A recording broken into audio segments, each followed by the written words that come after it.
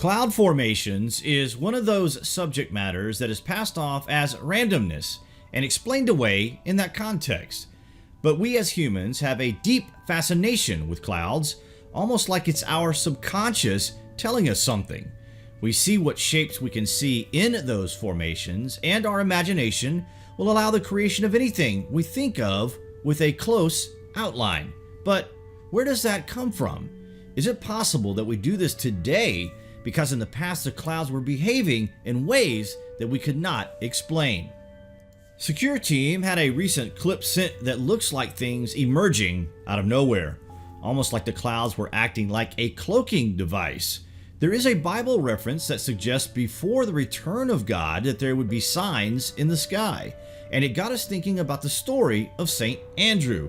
As you know, Andrew is the patron saint of Scotland, and it was from one of Andrew's visions as to where the flag of Scotland came into existence. Wait till you hear this. You are probably wondering where we are going with this, right? Well, the flag of Scotland comes from an encounter that the saint seen as a sign from God. He looked up in the sky and prayed to God, and what he saw when he opened his eyes was a white X pattern set on a clear blue sky. And he saw that as a sign from God, and of course it became his banner and eventually the flag of Scotland. St. Andrew was later crucified on a cross of the same shape because it was synonymous with this life-altering interpretation. Clouds don't generally form that way. Something would have had to have been pluming smoke contrails or something similar to create that scarring in the sky, and then the cross pass with another UFO to create the X. Could St. Andrew's vision actually be ancient activity in the skies above Scotland? How else do you explain what he saw? We do know this is crazy, guys, but maybe it's crazy enough to be true.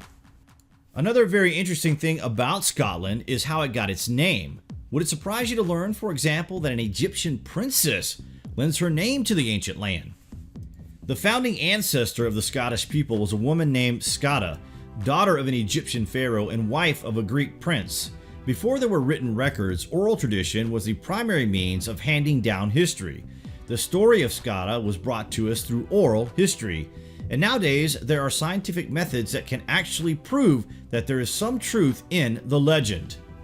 There were some enterprising Scottish historians in the 14th and 15th centuries CE who recorded their versions of the history of the early Scots.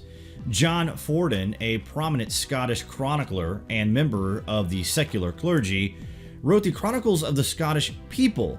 The following century, Walter Bower wrote his chronicle, Scota Chronicon, which expanded the scope of Forden's work.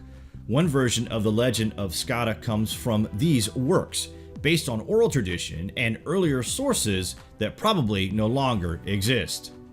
The tale begins with a Greek prince named Gaithilus. As happens quite often in history, the royal prince was not given any position of power by his father. Gaithilus, being angry about this, caused much destruction and trouble in his father's kingdom, even going so far as gathering his own army. His father forced him into exile. He sailed across the Mediterranean to Egypt, where the pharaoh Akhenaten was in a struggle to drive the Ethiopians out of his lands. The Ethiopians had a powerful kingdom to the south and at various times had ruled parts of Egypt. Gaithilus joined his army with that of the pharaoh during the fight, and together they pushed the Ethiopians out of Egypt. At the end of these hostilities, Gaithilus formed another alliance with Akhenaten to help keep the children of Israel in bondage. In recognition of his loyalty, bravery, and strength, Akhenaten gave his daughter Scota in marriage. The Scota Chronicon goes on to tell us that Akhenaten was the pharaoh who died when the Red Sea parted as he was chasing the children of Israel. The people of Egypt were looking for reform and saw the death of the pharaoh as their opportunity to make changes. Gaithilus was viewed as a continuation of the status quo, and after a period of civil unrest, he was again driven into exile. The army and people that went into exile with Gaithilus proclaimed him their king and called themselves Scots after their queen. However, there was no kingdom to rule. They wandered the desert for years before he took his family and his tribe of Scots and sailed from the African continent to the Iberian Peninsula, present-day Spain and Portugal. There they settled in the northwest corner of the peninsula at a place called Brigantia. It is now the city of A Coruña, located in the province of Galicia, Spain. Scota gave birth to a son named Hyber. It is said the old name for Ireland, Hibernia, comes from this son. The descendants of the Scots tribe lived on the Iberian Peninsula for several generations in a state of perpetual war with the local Iberian tribes. Eventually, some members of the tribe sailed across the Cantabrian Sea, the Bay of Biscay, in search of a new place to live, and settled in Ireland. Some of these settlers established a home in Scotland in the area that comprises contemporary Argyll. After the time of the Romans, the people in this area were called the Scoti, and ultimately the name of the country to the north of Britain became Scotland, named long after the life of an Egyptian princess. The language that was brought to this region, called Gaelic, is also thought to have originated with these peoples and developed from Egyptian to Gaelic as they sought out a permanent home. There is one other angle to the story of Scota to consider regarding the Scottish people, and that is the story of the Stone of Destiny. The stone has been used in the crowning of Scottish kings throughout history. The existence and origins of the stone are shrouded in mystery, legend, and mythology that have biblical roots. Another name for the stone is Jacob's pillow. Supposedly, it was used as a pillow by Jacob when he had a dream of angels. The stone somehow came into the possession of Gaius, and when he was exiled from Egypt, he took the stone on his long journey to Iberia. Ultimately, the descendants of Gaius and Scota took the stone to Ireland, where it was established as a seat or throne in Tara. The stone was brought to Scotland from Ireland by King Fergus in 498, and he was crowned on the stone. There is a story of how the Irish monk and missionary St. Columba brought the stone to the Isle of Iona in the 6th century. In 1286, Alexander III of Scotland died, leaving an infant granddaughter as his successor. She was known as Margaret, the Maid of Norway, and it was agreed by the Scottish nobles that she would be their queen. However, on her voyage from Norway to Scotland, she unfortunately died at the age of 7. There were 13 claimants to the throne, and the Scottish asked Edward I of England to act as mediator.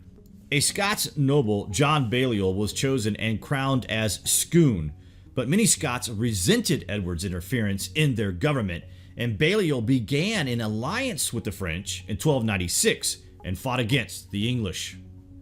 As the victor, Edward first annexed Scotland to England and placed the Scots under military occupation. He also seized the honors of Scotland, along with the Stone of Destiny, and brought it to Westminster Abbey.